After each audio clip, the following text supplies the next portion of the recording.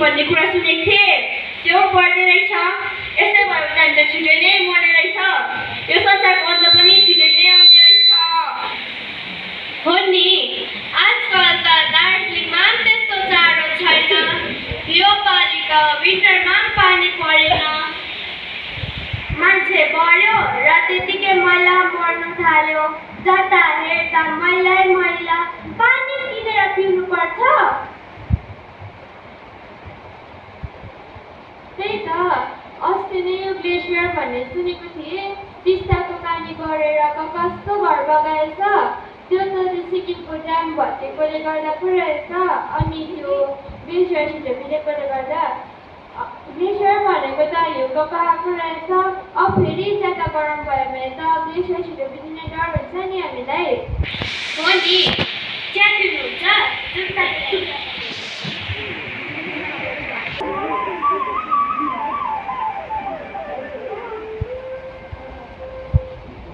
यो रिक्सा पनि आजकल ढिलो उठ्ने भएको छ। एकछिन उठ, म यहाँ बुढो भएर पनि मर्निङ वाक गरेर पनि काम गर्न थालिसकेँ। यो मान्छेहरू पनि के भएको?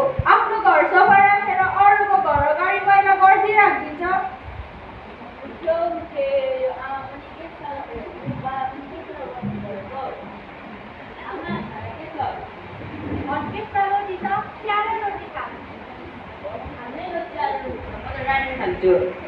त्यस्तो मात्रै खा। घरको खानेकुरा चाहिँ खानु छैन।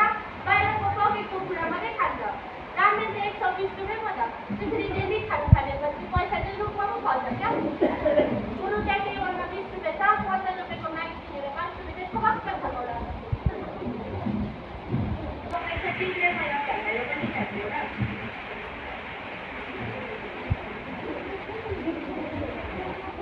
अनि यस्तो हुँदा पनि छोडी भनेको वाक्कै राख्छ। मान्छेले चाहिँ होइन टाइम खाली गर्दा भनेर हुँदैन नि साथी। अब यो काम त हाम्रै हो, हामी नै गर्नुपर्छ। मेला त मिलेर हुन्छ कि मिलेर हुन्छ, हामी नै गर्नु पर्यो। हाम्रो दार्जिलिङ त साह्रै मैला भयो। चारैतिर मैलै मैला। हो नि, ब्रिटिस भएको भए हाम्रो दार्जिलिङ कस्तो राम्रो हुन्थ्यो होला। हो नि, सबै मान्छे बाहिर देश मात्रै जानु खोज्छ। यता पनि काम गरेर हुन्थ्यो नि। हो नि हो साथी, ठिकै भन्यो।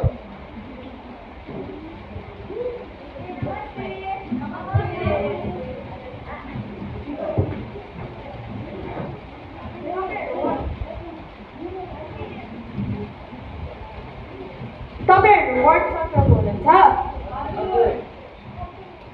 हामी चाहिँ खासमा एनजिओबाट आएको हो। अन्तखेरि तपाईँहरूले आफ्नो मैला चाहिँ कहाँ कसरी फ्याँक्नुहुन्छ? हामी त झोडाको छेउमै बस्छौँ। अलिअलि गर्दै सिधै त्यही फ्याँक्छौँ। सजिलै छ।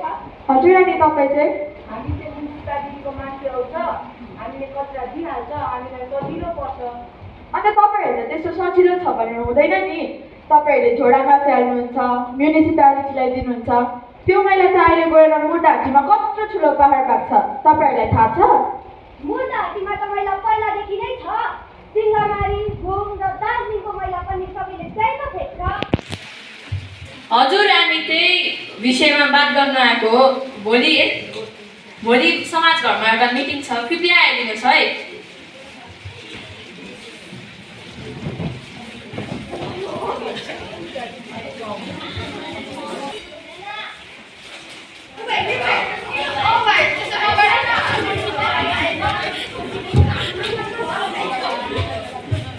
आजकल त के हो, केटाहरू त ड्रग्सतिर खाली लाग्छ। हो नि हौ साथी, ड्रग्सतिर खाली लाग्छ। पढ्यो भने पनि यहाँ काम गर्ने होइन, बाहिर देश खाली जान्छ। यहाँ काम गर्ने पो हुन्थ्यो।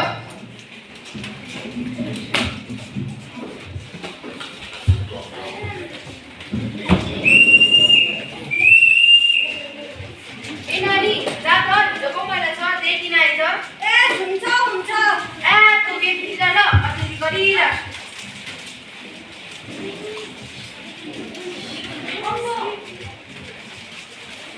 माफ गरिदिनुहोस् है दिदी, हिजोको सन्चो भएर आउनै पाएन।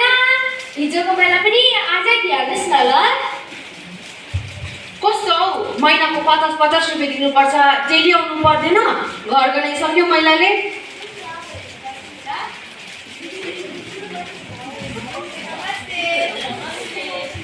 हामी चाहिँ खासमा एनजिओ गराएको अन्तखेरि तपाईँहरूले आफ्नो मैला चाहिँ कहाँ र कसरी फ्याँक्नुहुन्छ? हेर्नुहोस् न हामी त महिनाको 50-50 रुपियाँ दिन्छौँ डेली पनि आउँदैन घरबाट सक्यो हजुर हामी त्यही विषयमा बात गर्न आएको हो। भोलि समाज घरमा एउटा मिटिङ छ, कृपया आइदिनुहोस् है।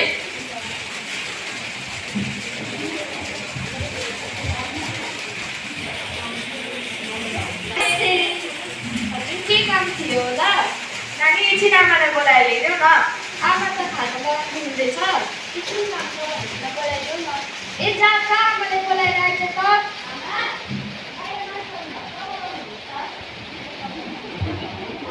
जहाँ गएर पढ्दै गर आइलाएर सोध्छु। नमस्ते।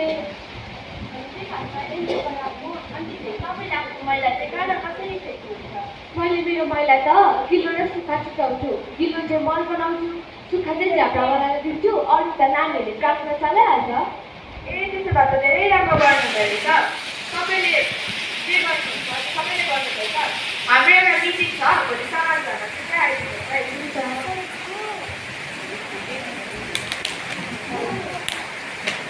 भनेको एनजिओले मिटिङ बोलायो, जानै पर्यो होला। तपाईँ जानुहुन्छ दाजु? खै घरमा त यति काम छ, को गर्छ? खै म त जाँदिनँ, तिमी जाऊ।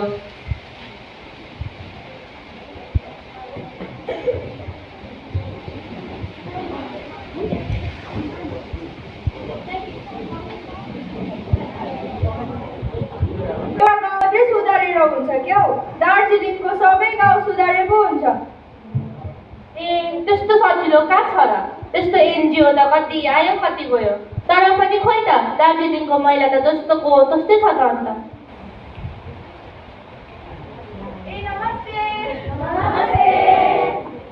हामी आज तपाईँहरूको समक्ष तपाईँहरूको वार्ड समाजको फोहोरको कुरा गर्नु आएका हौ। तपाईँहरूले आफ्नो व्यस्त दिनबाट टाइम निकालिकन आउनु भएकोमा धेरै धेरै धन्यवाद छ। तपाईँहरूलाई थाहा छ त दार्जिलिङको जनसङ्ख्याले दार्जिलिङको मैला पनि त बढ्दैछ।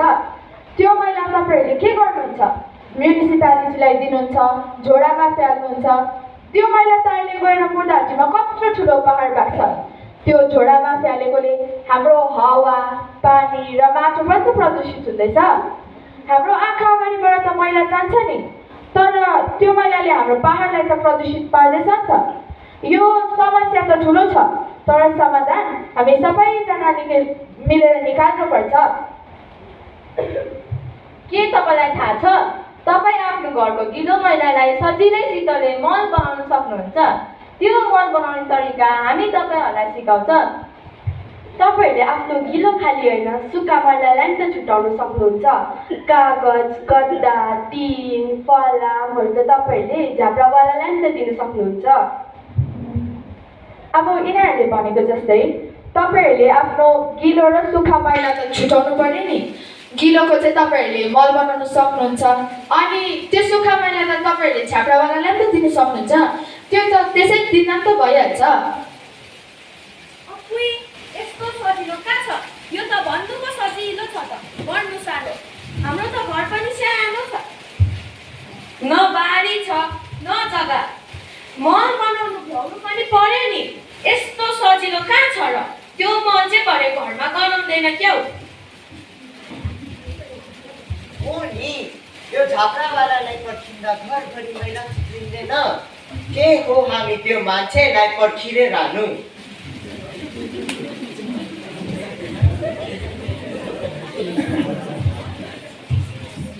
मलाई त ऊ बहिनीले भनेको ठिकै लाग्यो।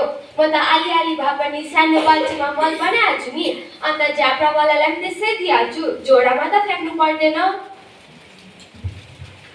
हजुर धन्यवाद, तपाईँले जे पनि गर्नुहुँदैछ।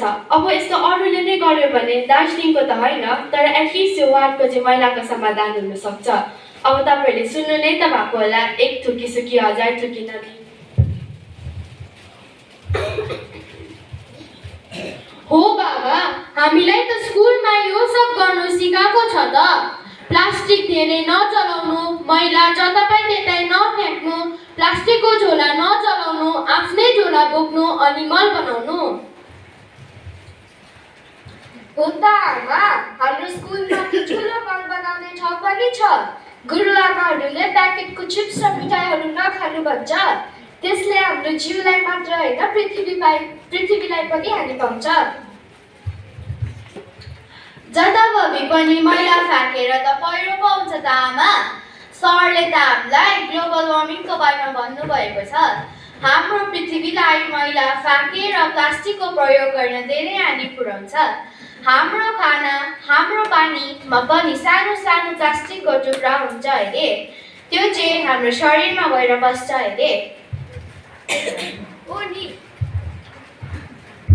हो नि, माइक्रोप्लास्टिकदेखि क्यान्सर जस्तो डरलाग्दो बिमारी पनि हुन्छ अरे। आमा, यो पिँढीको आमा जस्तै हामी पनि मल बनाउन कमसे कम त्यो मैला झोडामा त फ्याल्नु परेन नि। हो आमा, म पनि त्यो च्याप्रावालालाई बोलाउँछु। पुरानो कागज र गद्दाहरूबाट नयाँ बनिन्छ अरे। मिसले पनि हामीलाई पुरानो कागज फलामहरूबाट नयाँ बनाउन सकिन्छ भन्नुभयो। तर सबै प्लास्टिक त रिसाइकल हुँदैन अरे। हामीले झोडामा फ्याँकेको मैला त समुद्रमा पो पुग्छ अरे।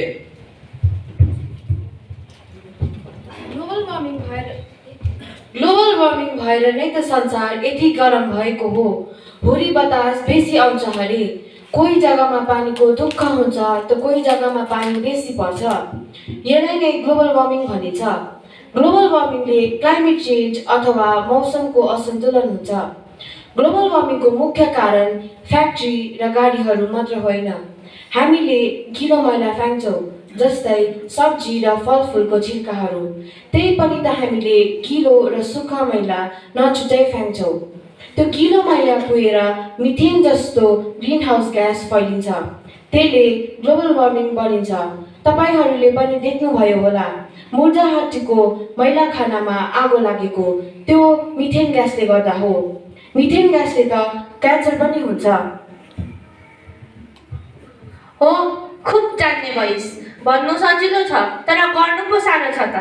यी नानीहरूले एक दिन पनि पकेटको कुरा नखाइ बस्न सक्छ? हो आमा, भन्नु सजिलो छ, गर्नु साह्रो। अबदेखि म पनि प्याकेटको कुरा हप्तामा एकै दिन खान्छु, अन्त तपाईँलाई मल बनाउनु सघाउँछु।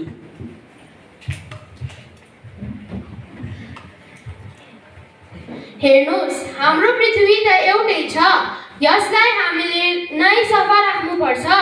दार्जिलिङलाई पहाड की रानी भन्छ, तर मैला की खानी भइसक्यो।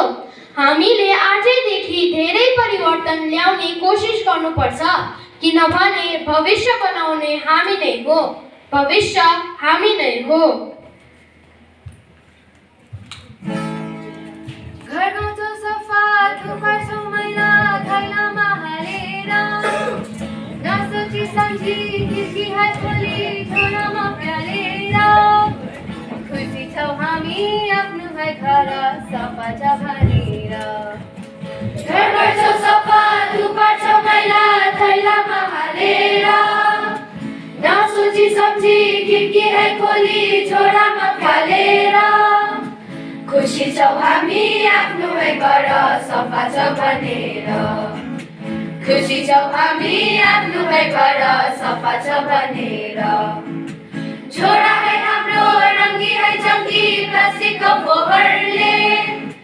गनायो भन्छौ मैला है छान्छौ कसको पो रहरले। त्यो छोरा हेर गएर मिल्छ तल है खोलामा। फोहोर बग्छ मुहारे फुटी अर्ग्यानिक फार्मैमा। त्यो छोरा हेर गएर मिल्छ तल है नदीमा। नुहाउँछौ खान्छौ त्यही पानी तल पवित्र भनेर। हे आमा बाबा दिदी र दाजु, यो छोरा हाम्रै हो।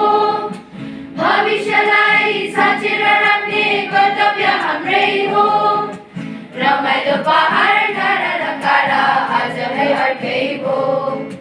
फोहोर मैला यसलाई बनाउने तिमी र म नै हो। राजै तिमी र म नै हो। यो पहाडलाई भावीको निम्ति जागेर गर्ने हो। जवाब देऊ आमा मलाई, भावी त म नै हो। जवाब देऊ बाबा मलाई, भावी त म नै हो। भावी त म नै हो। भारत मनै हो, भारत मनै